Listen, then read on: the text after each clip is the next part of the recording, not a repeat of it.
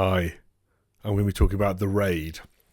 I first heard about The Raid after its premiere at the Toronto Film Festival in 2011, and I saw it in 2012, and it ended up being my favourite film of that year. I felt a new talent was born with the director Gareth Evans. I went back and watched his debut, Morantau, which showed a solid start. Completists of Gareth Evans' work should check that out as well. The Raid 2 was my 7th favourite film of 2014. I think if I did my list today, it'd be a lot higher up than 7th. Remember that ending, sort of breathless, absolutely breathless, the climax of The Raid 2. A shame there hasn't been a third instalment. Fast forward to 2023, I went to a talk with director Gareth Evans, and he talked about remastering The Raid. I have it here. I rewatched The Raid in 4K, and I want to talk about it 14 years after my first watch. So for action movie aficionados, you're likely to overdose with The Raid. There are fist fights, gunfights, knife fights, all jammed into a runtime of less than 105 minutes. It's the plot is Die Hard Lean. An Indonesian SWAT team heads into a high-rise apartment block in the control of ruthless crime lord Tama to arrest him. For a decade, Tama has been ruling the building. Neither the cops nor rival gangsters have been able to remove him.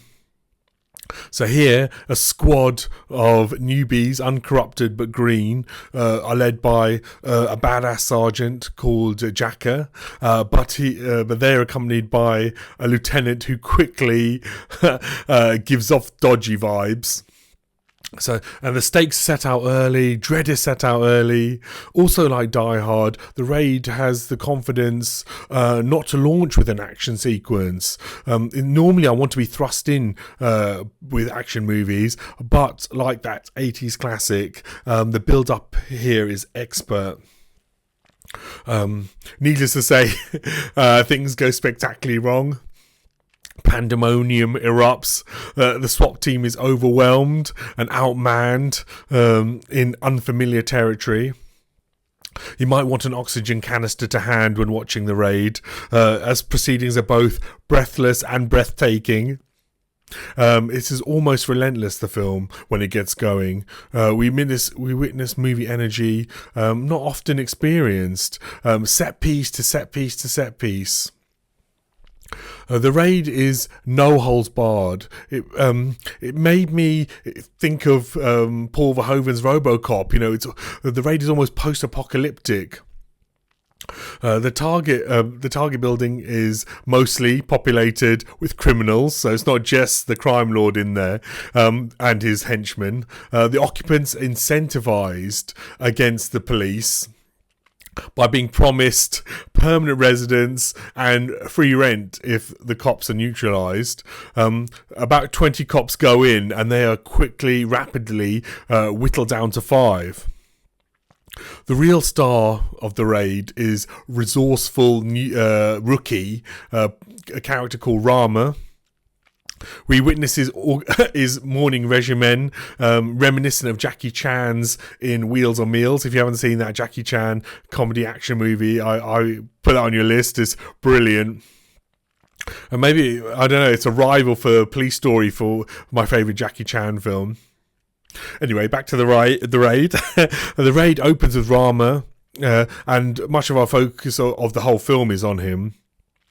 He's played by actor Iko Uwais, and with this film, an action star was born. Rama's formidably adroit, utilising every weapon at hand. Though Rama slowly loses weapons. You know, he starts with a machine gun, then he loses that. He has a pistol, loses that. Has a baton, loses that. Has a knife, loses that. But then, as you'll see, he's basically a lethal weapon in his own body. Fists and legs and feet and elbows. Yeah, you don't want to be on the wrong side of Rama in this film. Uh, and the fight sequences are still staggering 15 years on with the Raid.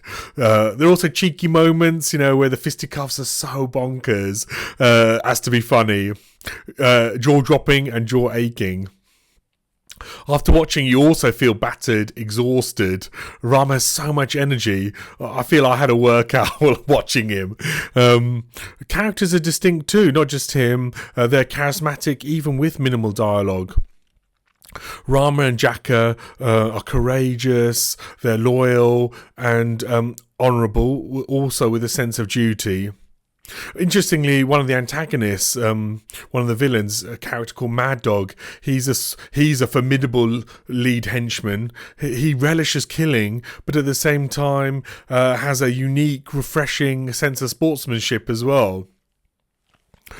So the Raid shows that writer-director Gareth Evans really understands what adrenaline junkie filmgoers want. There are dozens of brilliant touches. The choreography is electrifying. After you hopefully watch The Raid, I have some further recommendations for you. Firstly, I'd start with Hard Boiled. Director John Woo's 1992 heroic bloodshed extravaganza. I watched that as a teenager and it blew my mind. Then you've got, also put on your list, Warrior. It's based on the writings of Bruce Lee. It's a bloody martial arts TV show set in 1870 San Francisco. So that's called Warrior. There's another TV show I'd put on your list, Mercy for None, a South Korean TV show from last year. It's about a former gangster who comes out of retirement and cuts a swathe through the criminal underworld. Then also put on your list a film, Man of Tai Chi, directed by Keanu Reeves, his directorial debut. And unusually he plays a villain in the film, which I can't think of another time where he's played a villain. So he's not only directing, he's the baddie in it. So check out Man of Tai Chi. And my other recommendation would be Reborn. It's Born. It's an intense 2016 Japanese action thriller starring Tak Sakaguchi. I hope I'm pronouncing his name right. So put all of those on your list. And I hope you enjoy The Raid if you haven't watched it before, and I hope you enjoy my recommendations if you check them out. And if you enjoyed this video, this review, please feel free to subscribe to my channel and like this video.